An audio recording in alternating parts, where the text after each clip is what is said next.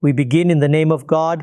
Greetings to one and all. Welcome to another session of From the Desk of Ghamidi. Our discussion continues in the 23rd question series, and today we begin the 157th episode. What is Hadith? This objection is under discussion. Today marks the 23rd episode on this topic. Ghamidi Sahab, thank you for your time. What does tabi'in imply? I posed this question to you, and certain instances in the Quran were referenced regarding this word. You told us two things. One aspect is to clarify something, and the second is the explanation and elaboration. Whether this meaning was implied in that verse of the Quran, the arguments are presented in detail. Regarding explanation and elaboration, Ghamidi Sahab stated some points which he has elaborated on in his book. After that, we are discussing how the commentators of the past, whether they be Zamakhshari, Razi, Ibn Kathir or Tabari, have understood these verses and the objections you have raised on that understanding.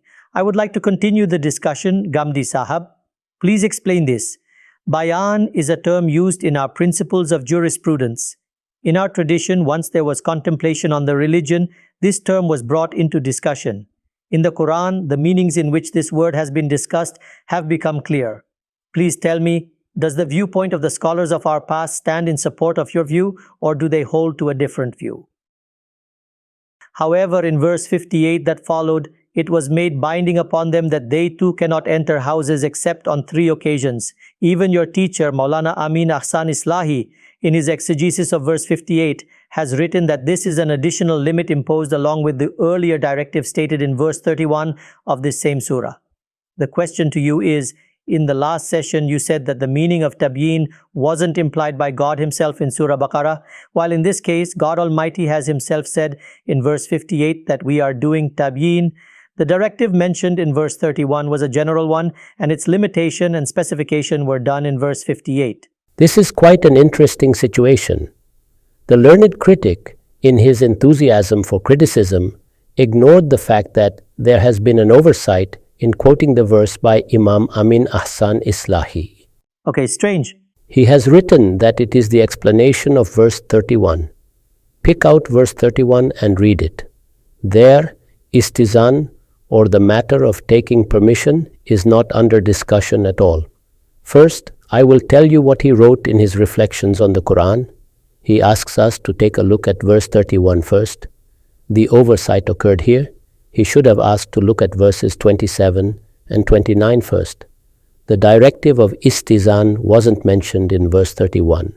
What is istizan? To take permission, to ask for permission from people inside the house to enter the house, to introduce oneself for it. This directive is mentioned in verses 27 to 29 of Surah Nur. It wasn't stated in verse 31.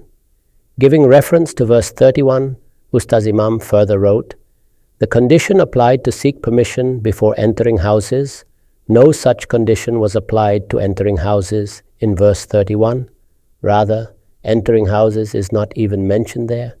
He further wrote that slaves and minor children were exempted from it. No such exemption is mentioned there. The Quran had just begun to be revealed. Why the book was given has been stated by the Quran itself, that in essence, it is the Prophet who brings the guidance. He is himself the source of the religion, and it is his responsibility to teach the religion to the people. He is the one who gives warning and who gives glad tidings to the faithful.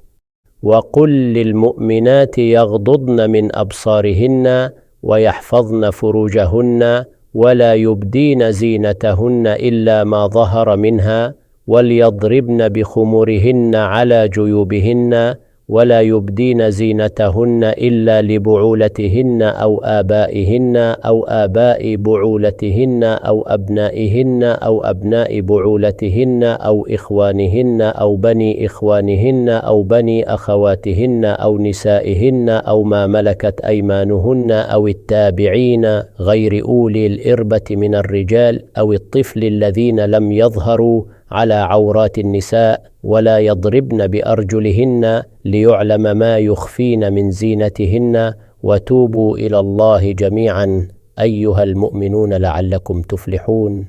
I have read the complete verse, so there is no ambiguity about anything being mentioned anywhere in it. Now I shall read its translation. And tell believing women to restrain their eyes also, and to guard their private parts, and to not display their embellishments except those which are normally revealed. So, what is it that is under discussion?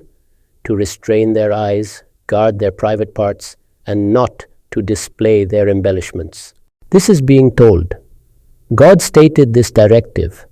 2 exceptions are mentioned in it. What is the first one? Except those which are normally revealed. And for this, they should draw their coverings over their chest and necklines, and they should not reveal their embellishments to anyone except their husbands. Here it is repeated so that there isn't any misunderstanding remaining regarding the relation between the exception stated ahead and the directive. It relates to not revealing their embellishments. There, the details of relatives and close people are named to whom the embellishments could be revealed. Note who is mentioned, or their fathers, or their husbands' fathers, or their sons, or their husbands' sons, or their brothers' sons, or their sisters' sons, or their women of acquaintance, or their slaves, or the subservient male servants who do not feel attraction for women, or those children who have yet to be aware of the hidden aspects of women. You can understand it in this way that Psalms provide the supplications, the essence, or the spirit of the worship that the prophets have taught. It makes known such beautiful words of supplication, which perhaps could never be given in mark here. There isn't any mention of istizan, that is, the taking of permission, nor the mention of the etiquettes while entering houses. It is taught her how the introduction is to be done, how one makes himself familiar with people inside the house, what should be the attitude if they aren't present in the house. All these points are stated between verses 27 and 29. It is the directives of verses 27 to 29 about which the clarification of verse 58 is under discussion. Regarding verse 31, which I read to you completely, there isn't the slightest relation with it. Hence, the argument made here becomes null and void after this. However, I will go ahead further than this. I will now discuss the nature of this verse, the matter concerning this directive, and why the need was felt for the elaboration of this directive, and what elaboration has been done for it. Has there been any overstepping of the limits of bayan or tabyin that we would discuss now? For this, first I will read to you the verses starting from 27 up to 29. That is, the verses with which this directive essentially relates. It has no connection with verse 31. The point which is stated there is that the slaves and minor children are exempted from it. That wasn't ever mentioned anywhere in verses 27 to 29. It is a sheer oversight. That is, Ustad Imam made a mistake in giving the reference to the verse. If he had checked it out, then he wouldn't have made such an argument. I said that after this argument, it isn't worth consideration. However, I would still like to clarify the point. Verse 27 begins with the point. يا أيها الذين آمنوا لا تدخلوا بيوتا غير بيوتكم حتى تستأنسوا وتسلموا على أهلها ذلكم خير لكم لعلكم تذكرون فإن لم تجدوا فيها أحدا فلا تدخلوها حتى يؤذن لكم وإن قيل لكم ارجعوا فارجعوا هو أزكى لكم والله بما تعملون عليم ليس عليكم جناح أن تدخلوا بيوتا غير مسكونة فيها متاع لكم والله يعلم ما تبدون وما تكتمون. These are the verses 27 to 29. The directive to seek permission, or the istizan, is stated in this. Absolutely. Now, listen to them and see whether words exist for the exception of the slaves or the minor children. I am reading the translation. Believers, to attain this very purity, it is essential that you do not enter houses other than your own.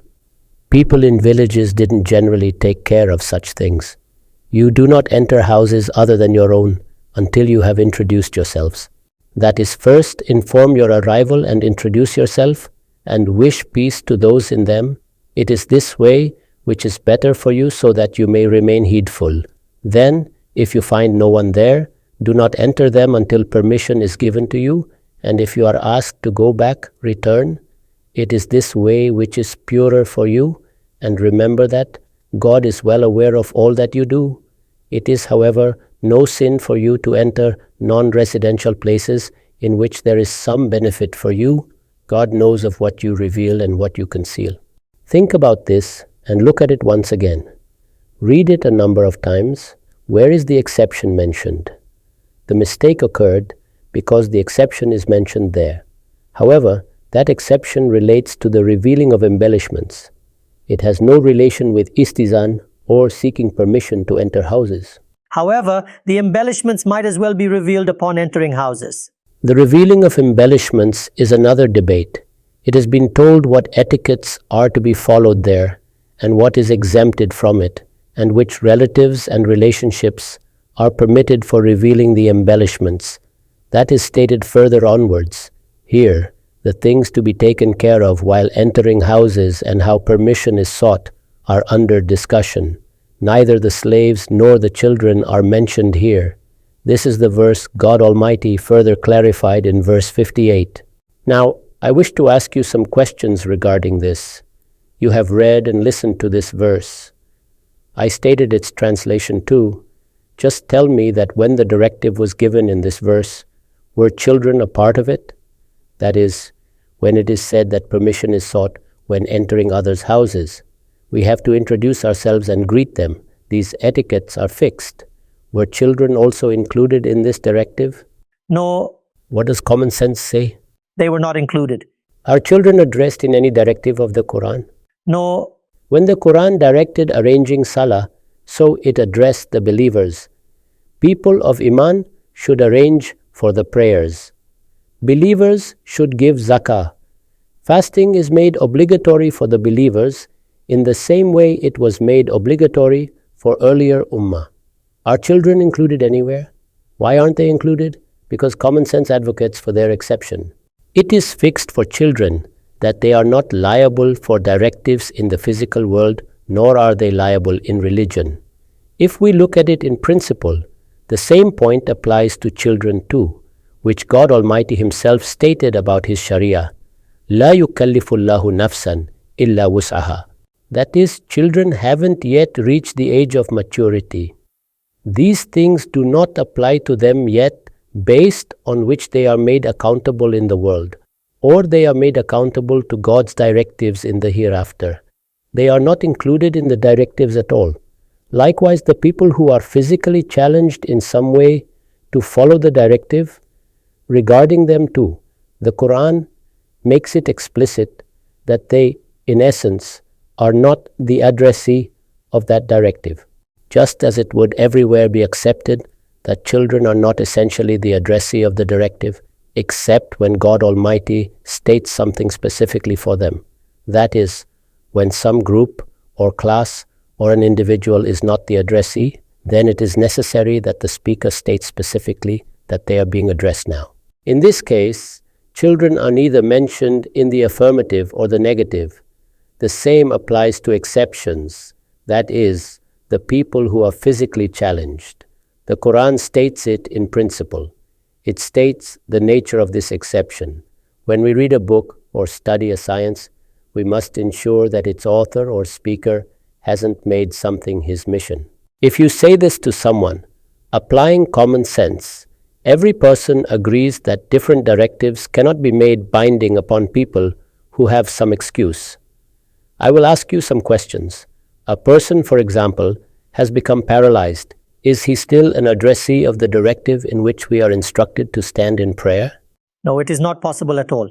A person is seriously sick, he can't eat or drink at all. Will he still be an addressee of the directive for fasting given in the Quran? Not at all. Or the directive given for performing Hajj? No. He isn't an addressee of these directives. Absolutely. The Quran makes this clear because in his entire Sharia, he considers the principle that nobody is responsible for more than one can endure. Therefore, if he declares something haram or prohibited, there the exception is istirar or helplessness. That is, those people who are under some helplessness. The word istirar implies such helplessness, where someone's life, property, or honor is at stake. In such helplessness, they are no longer the addressee of that directive. God withdraws accountability from them. That was stated. This is the way regarding the prohibitions. The same thing applies here too. That is, the person becomes helpless. He is unable. It is beyond his limit, or it is beyond his capacity that he is able to follow this directive. The directives God has given for practicing, such as offering prayer or fast, there is another principle for them. That is, in this case, helplessness does not become an excuse for exemption. Here rigor becomes the basis for exemption. That is, something becomes a case of extraordinary hardship for you. This is why Imam Shatibi states, إِذْ لَمْ يُخَاطِبْ بِالْعَزِيمَةِ مَنْ لَا يُطِيقُهَا. The person who does not have the capacity to perform a certain work does not remain an addressee of these directives. That is, God Almighty gave the directive to offer salah, and when it was said to offer prayer or to observe fast, then children, as well as the handicapped, were included in it, and later on, the need was felt for their exemption. It wasn't so. They, from the very beginning, were not the addressees of the directive. If this point is clear, and this applies to all the directives of the Quran, that is, whatever directives are stated in the Quran, if those directives concern prohibitions, the exception is for helplessness. And if those are some positive directives where we are advised something, to enter houses after seeking permission, or the etiquettes to be followed during gender interaction, or the arrangement of prayer or observance of prayer, these are positive directives. Then all these are exempted for the people who face some challenges in following them, or it becomes a case of extraordinary hardship for them. The life of a person is not at stake if they observe fasting during illness or when they travel. It is not necessary that they face a situation of dire helplessness in it. However, if they feel some hardship in it, hardship which is not of an ordinary nature, then they are given the exemption by God Almighty that they complete their fasts after Ramadan. Therefore, this too is stated in principle. It is stated, يُرِيدُ اللَّهُ بِكُمُ الْيُسْرَ وَلَا يُرِيدُ بِكُمُ الْعُسْرَ. God likes ease and not hardship in these practical directives of religion for you. He establishes this principle of exception everywhere. These hardships are of an extreme level in ma la yutaqu, and down the line, for hardships of extraordinary kind, God does not address these directives to such people. This lengthy explanation was aimed to make the point clear that whenever an instance in the Quran is studied and some directive is mentioned there for us, these two exceptions are found everywhere. When Ustaz Imam wrote that slaves and children are exempted, so it is possible that this is the idea in mind. That is, they are exempted, they need not be mentioned. However, he made a mistake in making the reference to the verse. Both of these are exemptions. Obviously, this is clear. When God Almighty said, "When you enter the houses of others, you must seek permission prior to it and introduce yourself first." The children, in essence, were not included in it. Neither were the slaves. Why? The reason being that the slaves, as a class, were handicapped in regard to many things. If this idea is encouraged, it may reach the point where, along with the Quran, a book of its exegesis would also be required with a heavenly sanction, and then an imam would follow, who would come and expound the exegesis of that revelation. The matter would reach this point. Hence, according to me, this is totally a baseless point. Regarding adultery too, that is, it is stated that their moral upbringing has not been such that they, under all conditions, are made bound to follow them. Regarding women slaves, taking into consideration their helplessness or istirar, it was said that if they, in their hearts, have a longing to be chaste, then if they are forced into sexual relationships, God would pardon them. Similar has been the case for various other matters for them. We are aware, and everyone knows, that when several directives are given regarding hijab, there too they were given exemptions. This exception has existed in terms of their class. Their status was such that they could not be made accountable for several directives. It wasn't like the case of children. They were totally exempted from Sharia. However, for some directives, the directives where they had an excuse, it could have caused extraordinary hardship for them, or it could have become a case of exceptional rigor for them. They had exemptions for all practical directives as mentioned by the Quran. This exemption or this leave, which applies everywhere in the Quran, applies to this as well. That is, it applies to verse 27 and verse 29 too. Now, my next rational question to you is that it was clear that slaves frequently moved around and went on errands to different houses. Say, I send them or you send them, they have various reasons to come and go. The matter of children is that they move in and out in a playful manner. They are not the addressee for these directives that they seek permission in whatever house they enter. This is not even required to be said in words. Yes, if they were made bound to it, then the need was there to state it in words. This is the situation. The entire discussion is based on rational principles. Based on the explicit statements of the Quran, it is absolutely clear. However, like I said, I will ask you yet another question. Was this exception applied to their going inside the bedrooms? Not for private areas. What does rationality demand? It is obvious. An exception would apply to the extent it is rational. Yes, sir. We expect some further decorum for our bedrooms, and we won't expect such decorum necessarily for the people who generally come to the houses. Absolutely right. I will give an example for it. A guest comes to your house. In the present times, he is a guest. You put him up in some room. Now, to pay respect to your guest, you say that, look, this is your house. You are free to sit anywhere. If you need something, you may as well fetch it from the kitchen or the fridge. If you feel like sitting, you may sit in the drawing room, or you may walk into my study and read a book of your choice there. You are saying all this in honor of your guest. He can treat it as his house. Now, you were heading to buy an animal for sacrifice. These specifications happen to apply on it. Yes, this will apply. Will it be proper even for the father? Not possible. Therefore, like the first point made sense.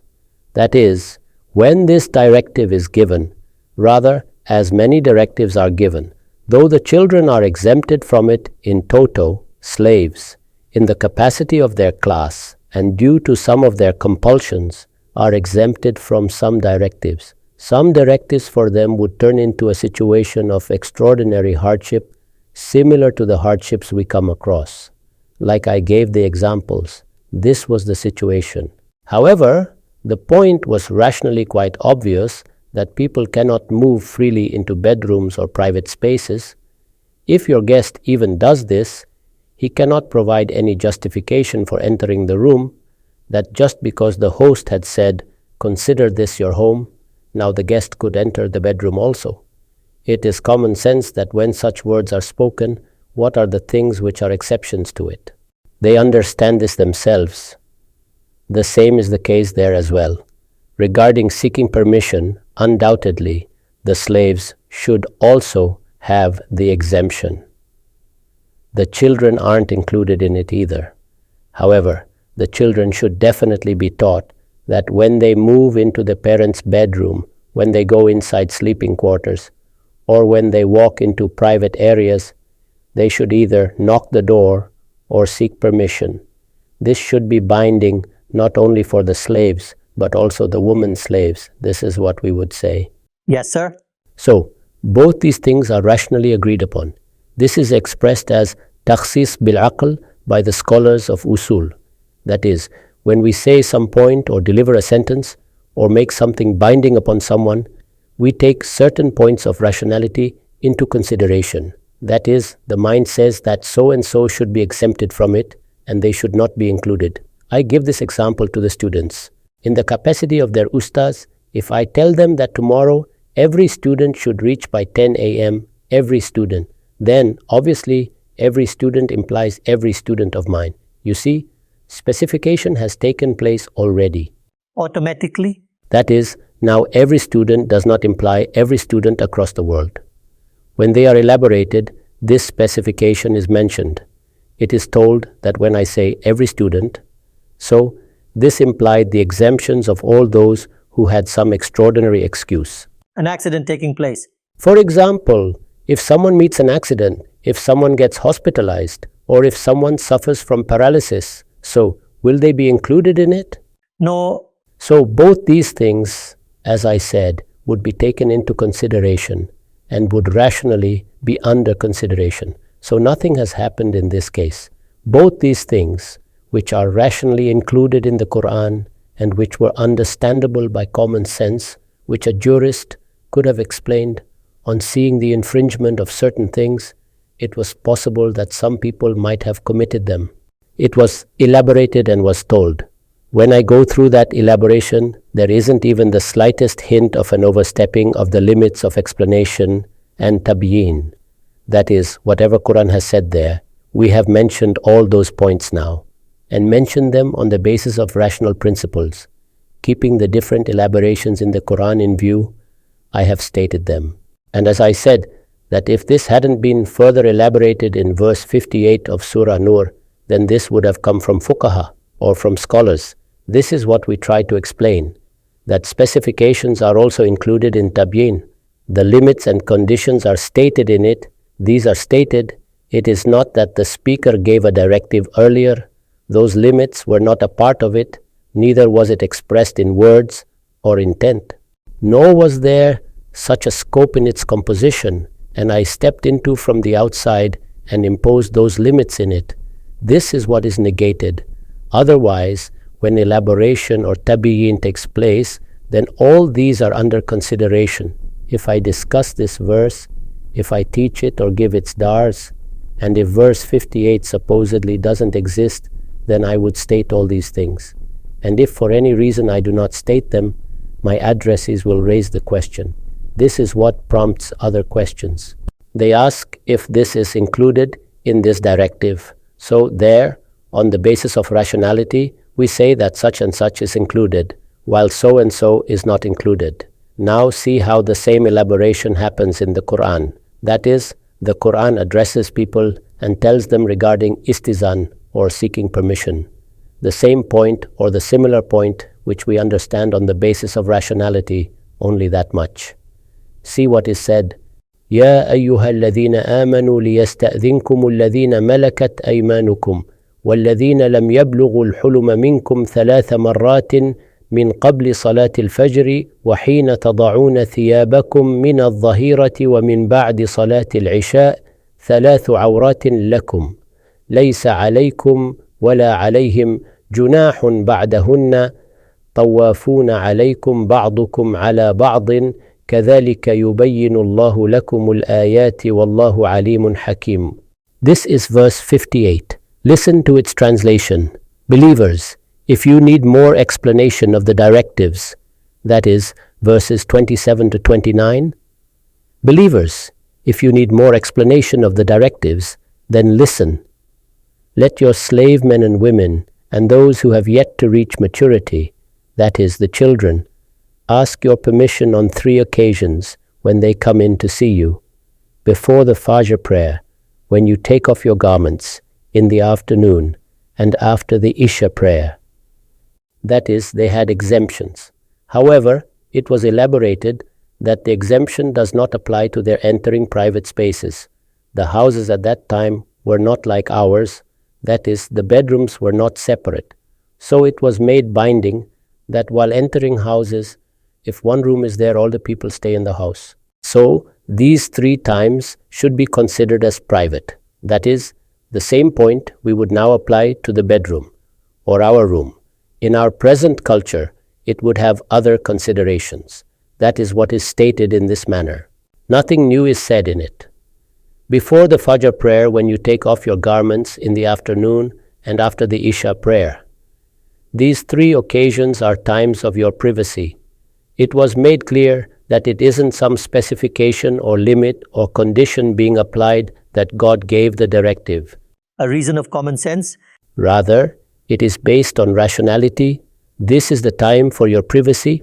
At other times, if they come without permission, it is no offense for you or them.